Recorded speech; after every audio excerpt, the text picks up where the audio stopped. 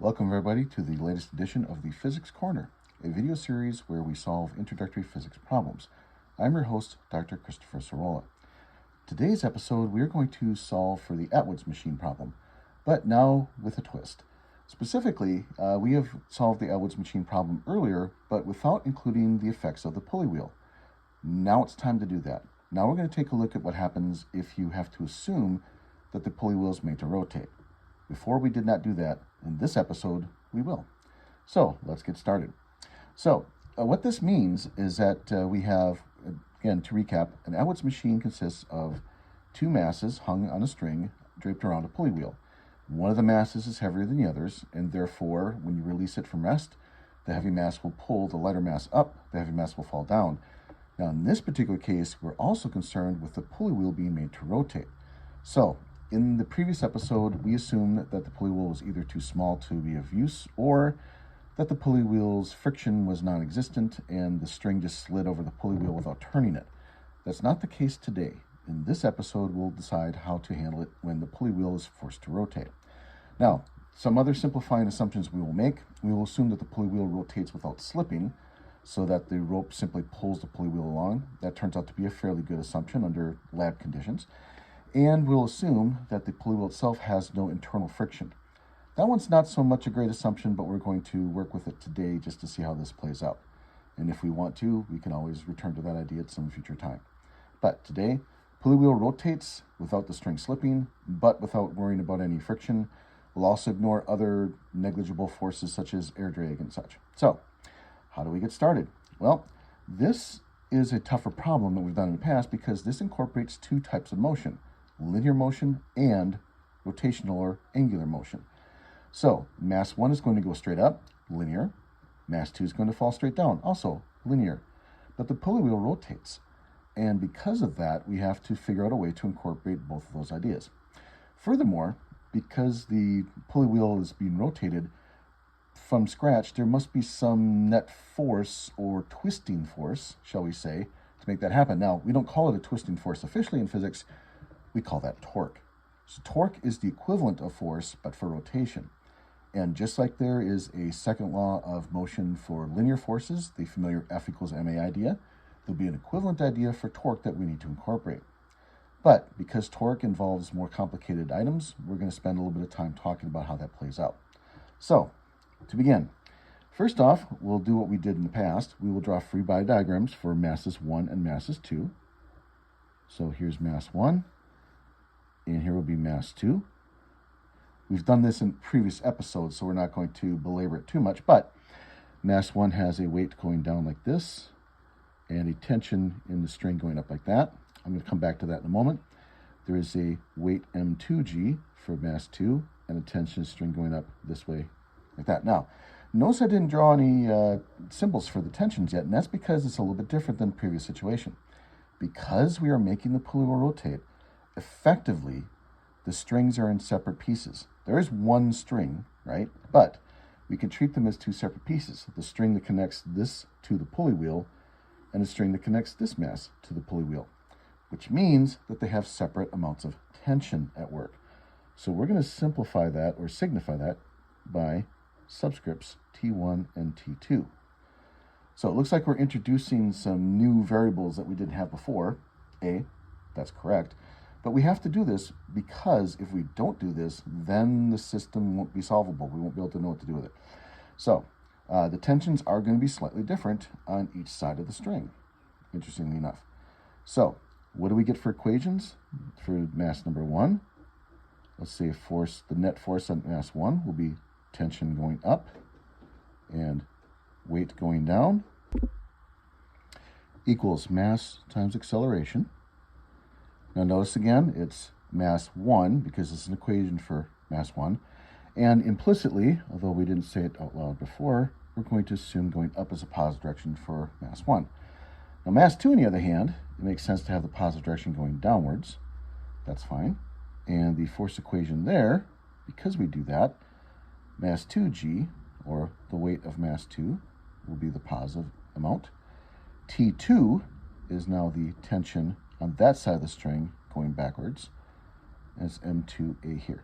So if you were to compare these equations to the equations we derived when we first did the Atwood's machine, you would notice the only real difference is the T1 and the T2. It was just T before. But again, that's because we now are including the effects of the pulley wheel. So how do we include the effects of the pulley wheel? That's the more important thing for us to talk about today. So let's draw a close-up of the pulley wheel, like this, for example. Give you a little center of the pulley wheel there. And let's discuss how that's going to work. So first off, the pulley wheel will rotate. Now, in the way we've got the picture drawn, because weight 1 is going up like this, and weight 2 is coming down like that, the pulley wheel is going to rotate from our vantage point in this picture clockwise. So let's draw a little curved arrow, or arc, to represent that idea. All right. Second, we do have the forces from the strings acting here. Now T1 will be pulling downwards like this, and T2 downwards like that. Okay. Now it's important to realize that the tensions on the strings will be acting, right here and right here. Okay, those particular points of contact. Obviously, the string is not touching the pulley wheel over here, and while the string is touching the pulley wheel up over here, the thing that matters most is the yanking that it gets right here. Now, yes, the pulley wheel does rotate. We understand that. It doesn't matter. When the string is contacting that point, even if it rotates, this point of contact and this point of contact are where we exert the tension specifically. Okay. One more thing that's different about the pulley wheel is that it has a size or a shape to it. That's not the case, or at least we don't have to worry about it so much when talking about the individual masses. Notice in free body diagrams for forces, we don't usually incorporate the shape or size of the object because it doesn't matter for just talking about straight line forces. But here, because we're talking about rotational motion, objects have to be extended to rotate. We do need to incorporate the shape and size of that situation. So that means that there is a radius to the pulley wheel, and we can call that capital R, and it looks like that. Now, notice, by the way, this radius vector here is at a right angle to this tension vector that goes down this way. That'll come in handy. Also, because I'm looking ahead a little bit, we'll draw another radius vector, same idea, off in this direction, same thing. So, center of our wheel, of course, these two radii are the same because it's the same wheel. And it looks like that. So, in the case of torques, we have a similar sort of approach that we had for forces. Is now the sum of torques that we have to worry about rather than the sum of forces. And we could signify that as torque dot net like this. Okay. So remember that this little symbol tau, this little squashed looking t, is the small Greek letter T or tau, and that is used by physics to stand for torque. Right? So that's what your textbook will be doing. Now, what is a torque? Remember, torque in general is a radial vector multiplied by a force multiplied by the sine of an angle between those two vectors. Okay, that's the magnitude of a torque. We have two possible torques here. We have a torque from this side of the string trying to pull the wheel like this, and we have a torque from this side of the string trying to pull the wheel backwards or counterclockwise. So, already implicit, but let's make it explicit now. Let's put a plus sign here to represent the idea that going to the clockwise direction is positive torque. And therefore, in this picture, counterclockwise would be negative torque. Okay. So, similar to what you did for forces in the past, where you define a positive direction, and then you can talk about whether your forces are positive or negative, we're going to be doing torques in exactly the same idea, the same way. Right? So, what are the torques? Okay, there's two possible sources of torque. There's the string here and the string here. Let's go in order. Torque or tension 2 is pulling it down to make a positive torque. So the radial distance is capital R right here, like that. The amount of force is tension 2, like that. And then it's sine of the angle between them. Now, again, we drew this very carefully for a reason. This angle here is a right angle. As you might recall, sine of 90 degrees, or sine of a right angle, is exactly equal to 1. So that's another reason that comes in handy sometimes when dealing with rotational ideas, is to try to get your angles equal to 90 degrees if possible. And it is possible here. Okay, so that's the torque from this string. Now, there's another string, so what's it doing? Well, we also have a radial distance right there. in this case, is tension T1 pulling this way. That. Again, just to talk about it, so to make it explicit, there is a right angle. So again, the angle is 90 degrees. But notice that it's going backwards. And so we subtract that. It looks like that. Yeah. So that's the first half. That's the sum of the individual torques. Now, second part of the torque equation. Again, always remember to do these when you do either force or torque equations. You have to include the back half of it. The back half is the effects, the consequences. So for forces, when you sum up the force, it's a mass times acceleration. But for torque, because it's rotational ideas, it's not mass and acceleration anymore. It's that quantity called moment of inertia and angular or rotational acceleration. And it looks like that. So that's where it gets different. Moment of inertia is the rotational equivalent of mass. Angular or rotational acceleration, of course, is the rotational analog to linear acceleration. So notice it's the same setup though, right? Sum of forces equals mass times acceleration. Sum of torques equals moment of inertia multiplied by angular acceleration. Okay. Next question is, okay, well, it looks like we've just made things a lot worse, at first glance at least, because we now have R's here. We now have two different T's. We got an I and an A. And at first glance, it makes it look like we have really done a masterful job of making the situation far more complicated. And full disclosure on my own part, when I was a student of physics, this particular task gave me a lot of trouble. So, relaying my wisdom to you, everybody. What do we do? Well, let's go ahead and ask, what is the moment of inertia and what is angular acceleration? Okay, so up over here in our original list of facts, we have mass of the pulley wheel, the radius of the pulley wheel, and assume the wheel is a solid disk. All right, so if we do that, we can look up the moment of inertia formula for a solid disk. Let's go ahead and write that down. So at this level, by the way, you are looking this up. You're not having to calculate this from scratch. Okay, that is a task that we might give to some, say, physics majors, but for us in an introductory class, we don't need to do that. Anyway, if I look it up, the moment of inertia formula for a solid disk rotating around its center, which is what we're doing, is 1/2 times the mass of the disk multiplied by its radius squared. Again, solid disk. If this was a hoop, if this was hollow, we'd have a different formula. If this had a weird arrangement of thicknesses throughout the disk, again, different formula. We're going to make the simplifying assumption that it's a solid disk, a solid cylinder, if you will, all the way through, and that it's evenly distributed. In other words, as simple a disk as you can possibly have.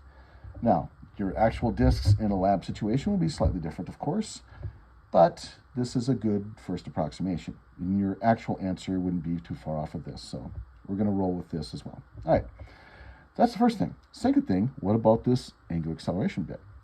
Well, you've also learned at some point that the linear acceleration of a point on a rotating disk equals the radius multiplied by the angular acceleration. Looks like that.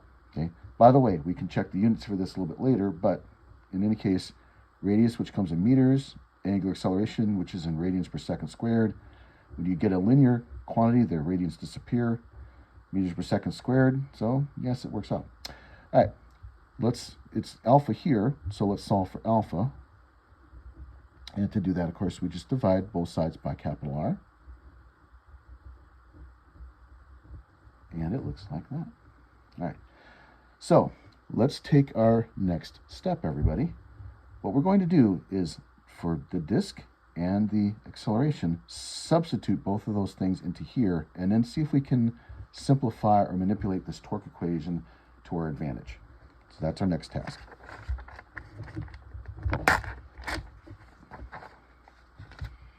All right, so let me copy down what we've had. We had I alpha, and let me put these formulae back up above us so we can see what they are. By the way, I am putting a subscript P on the mass of the disk, or the pulley wheel, if you will, because that's not the same as the mass of either of the individual weights, right? They're different masses, so we do need to keep that separate. All right, so what is I alpha then? I alpha, let's just substitute.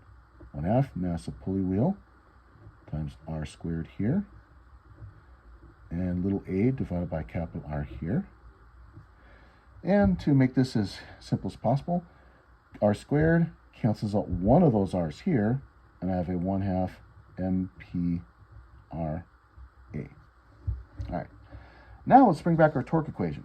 So, torque equation was net torque is equal to RT2 minus RT1, and now we could set that equal to 1/2 MPRA, like that. Notice something else that happens here. Check it out. We had one of these r's cancel out over here, right? Check this out. Capital R is common to every single term. And so again, we can divide everybody by capital R and get rid of it, which is an interesting side effect, by the way, that we did not need to know the radius of the disk. Now, I put that in our list of known quantities, but as it turns out, we didn't need it after all. It cancels. Now, you might need it for some other question, but for this question, we don't. So the net torque is now T2, or the net torque became, because it's no longer net torque. Once I cancel out the R, there's no longer a torque equation. But our equation now becomes T2 minus T1 equals 1/2 MPA. Looks like that. Let's stop and pause for a second, take a look at this. This are forces, right? T2 and T1 are both forces. Mass times acceleration is force. We've taken a torque equation and turned it into something that looks very much like a force equation. Now, it isn't a true force equation because we didn't get it from forces, right? We got it from considering torques. But it has the same appearance, the same look, if you will, and that's going to come in very, very handy. All right, so I've got three equations, and let me copy them all down now from the equations we had before. So T1 minus M1G equals M1A. We had M2G minus T2 equals M2A. And now we have T2 minus T1 equals 1/2 MPA, like that. So I have a series of three equations and three unknowns. Now here's a trick that we tried earlier when we did the Atwood's machine to start with. Let's try it again. Let's add the equations. And if you look carefully, we've set this up very carefully on purpose. Does this take practice? Of course it does. Like everything good, it takes practice. But you can do it. So, T1 minus T1. Oh, check it out. Cancels. T2 minus T2. Also cancels. The only things left on the left-hand side, remaining on the left-hand side, are M2G minus an M1G, like that. On the right-hand side, what do I have? I have all of them share A in there. I have an M1A plus an M2A plus a 1/2 MPA, like that. Now let's go ahead and consolidate. On this side, everybody has acceleration as a friend. So pull the acceleration out, and I have M1 plus M2 plus 1/2 MP like this. I'll move this over to this side. Everybody has G common to both terms, so I'll have an M2 minus M1 multiplied by G, there like that. Solve for acceleration. I have M2 minus M1. I have to divide by all of this, so it's M1 plus M2 plus 1/2 MP, notice, multiplied by G. And here is our algebraic solution. So let's take a peek at what it means before we get started into it. What does it mean? It means, again, if the two masses are the same, M2 and M1 are the same, then M2 minus M1 is 0, and the whole system just sits there, which is what we expect it to do, right? Again, for simplicity, remember we are starting this from rest, so we don't have to worry about it having a previous speed at all. Notice what happens on the bottom, though. There's an addition to the mass of the pulley wheel, specifically half the mass of the pulley wheel. If that's not there, if we eliminate that term, we retain or recover the exact same solution we had when we did this previously without the pulley wheel, which makes sense, right? We added the pulley wheel, there should be some term, some part of the solution that incorporates the contribution of the pulley wheel. And this little bit is this right here. If this is missing, then we get back what we used to have before without the pulley wheel. That makes sense too. All right, let's put in some actual numbers. So in this particular case, we said that the mass 1 was 200 grams, Mass 2 is 220 grams, and the mass of the pulley wheel is 500 grams. All right, so let's go ahead and put those in. So on the top, 220 grams minus 200 grams. In the bottom, or denominator, we have 200 grams plus 220 grams plus half of 500 grams, which of course will be 250 grams ultimately, right? And we'll round off G to 10 meters per second squared again for demonstration purposes. Again, if you're doing this in an actual lab setup, you'll be much more cautious, but we're doing a demonstration problem, so I'll round off to 10. When I do this, I calculate, I end up getting an acceleration of 0.30 meters per second squared.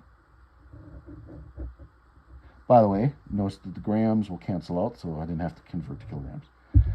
And that will be my answer for this question. Now, for comparison, we say without the pulley wheel, to remind people where we were once upon a time,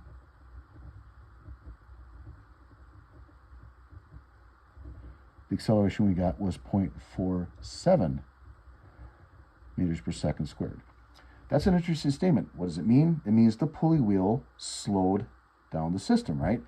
Then that makes sense. If you think about it, we needed to take some more effort. We need to do something more to turn the pulley wheel. If we didn't have to turn the pulley wheel, all that energy or all that force could go into accelerating the masses. But that's not the case anymore. Now we have to include torque on the pulley wheel. Because we're adding in an extra element, we are slowing down the whole system. And that makes sense, right? So now, also, I'm not going to do this, but if you wanted to check this, you could try different values of M2, M1, and MP to see how that works. As you could probably take a look, the bigger MP is, the smaller the acceleration is going to be. Makes sense. The larger the pulley wheel, the more it's going to slow it down. The larger the difference between the two hanging masses, the faster the acceleration. Again, makes sense. That's what we covered before. All right. Thank you, everybody, for your attention. My name, again, is Dr. Christopher Sorolla. Technical support is supplied by Cindy Gauchow and Sophia Turner. Financial support is from the Universities of Mississippi and Southern Mississippi. This was recorded in Hattiesburg, Mississippi. This has been the Physics Corner. Thank you, everybody, for your attention, and clear skies.